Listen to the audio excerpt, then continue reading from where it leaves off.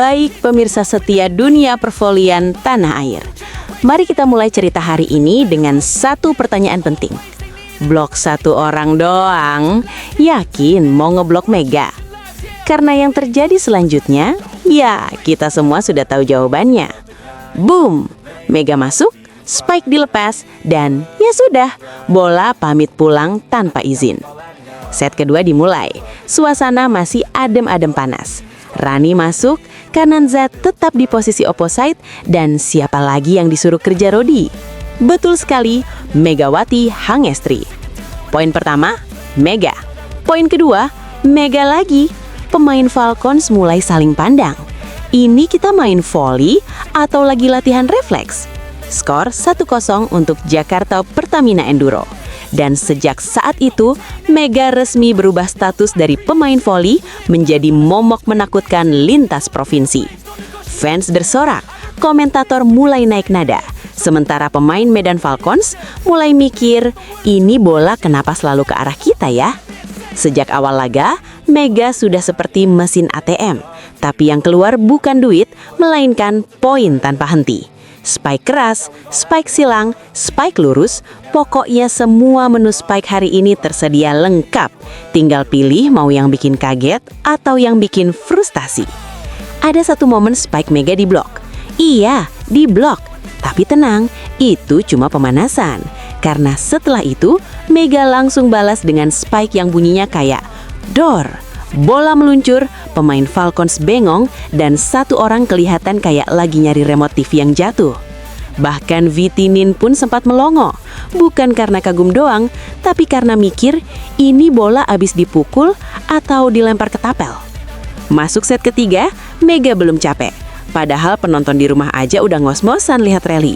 Back attack Mega dilepas, komentator teriak, penonton histeris, dan pemain Falcons kocar-kacir kayak lagi hujan duit, tapi duitnya salah arah. Ada juga momen legendaris, dua bloker naik barengan, termasuk Del Palamata, si bloker jangkung. Tapi apa daya, Mega tetap tembus. Bola lewat, blok ketinggalan, dan dua bloker cuma bisa saling tatap sambil mikir, tadi kita lompat bareng kan? Spike silang berikutnya lebih sadis. Bola lewat samping blok. Pemain lawan cuma bisa berdiri, kayak patung di taman kota. Bukan cuma nyerang, Mega juga rajin bertahan. Jatuh, bangun, diving, rolling, lengkap. Kurang helm sama pelindung lutut double aja ini. Kolaborasi Mega dan Salas, Falcons dibuat muter-muter. Baru berdiri, bola udah jatuh lagi. Dan tibalah momen paling viral, headshot Megatron. Back attack dilepas, libero Falcons kena bola tepat di kepala. Bukan sengaja, tapi bola Mega emang gak kenal kompromi.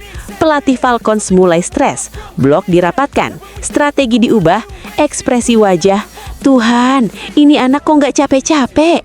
Tapi ya percuma, kalau Mega lagi mode robot, baterainya full dan belum nemu tombol off. Menjelang laga panas Proliga 2026, drama makin lengkap karena ada perang kata-kata. Vitinin bilang, Megawati nggak menakutkan. Fans Indonesia langsung refleks, oh iya? Karena sejarah berkata lain, setiap Mega diragukan, yang keluar malah versi paling buas. Megawati masih jadi tumpuan utama, 97 poin dari 5 pertandingan. Kalau ini game RPG, Mega udah level maksimal. Soal masa depan, Mega cuma senyum. Rahasia. Yang jelas, selama Mega masih berdiri di seberang net, lawan boleh pede, tapi siap-siap mental diuji. Karena di Proliga 2026, satu hal nggak pernah berubah. Kalau Mega sudah lompat, bola biasanya nggak balik.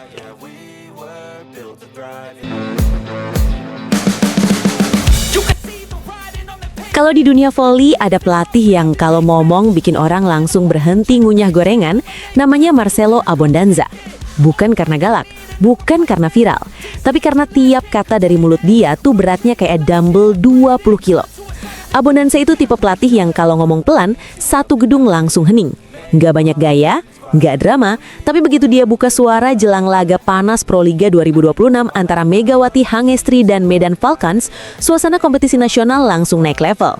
Dalam wawancara singkat, yang durasinya pendek tapi efeknya panjang, Abondanza bilang begini, Saya tidak terbiasa bicara prediksi pakai emosi.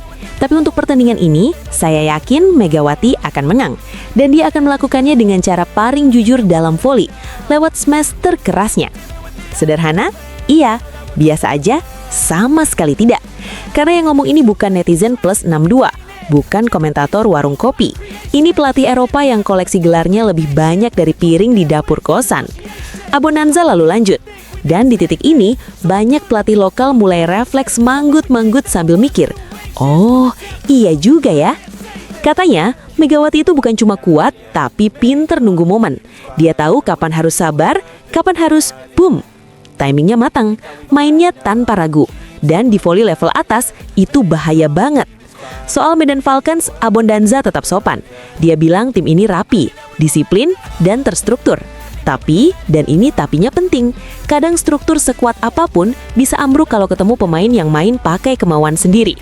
Ada momen di voli di mana sistem berhenti bekerja. Di situ hanya pemain besar yang berbicara, dan Megawati adalah tipe yang ambil alih pertandingan.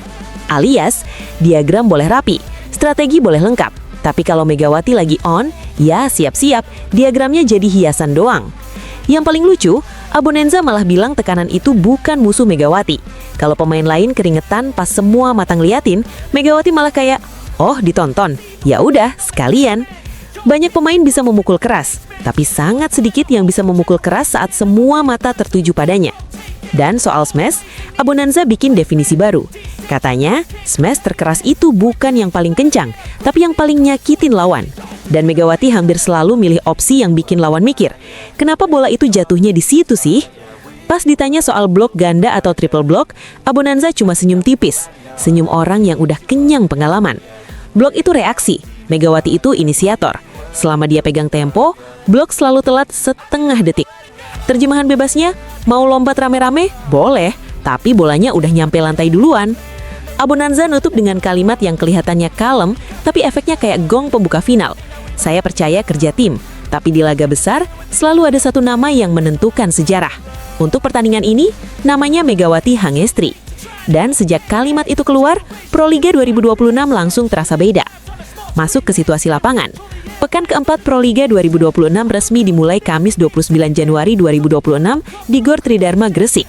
Untuk sektor putri, tuan rumah Gresik Von Kaca Plus Indonesia lagi santai di puncak klasemen. Performa mereka masih susah ditandingi. Sementara itu Jakarta Pertamina Enduro, sang juara bertahan, masih parkir di posisi kedua. Menang 3 kali dari 5 laga. Konsisten? Lumayan, tapi belum ngeri-ngeri amat. Skuadnya jangan ditanya. Ada Tisyaya Amalia, Nurlaili Kusuma, dan tentu saja Megawati Hangestri. Pemain asing? Ada Iana Sherban dan Wilma Salas. Tapi sejauh ini urusan poin, ya Megawati lagi, Megawati lagi.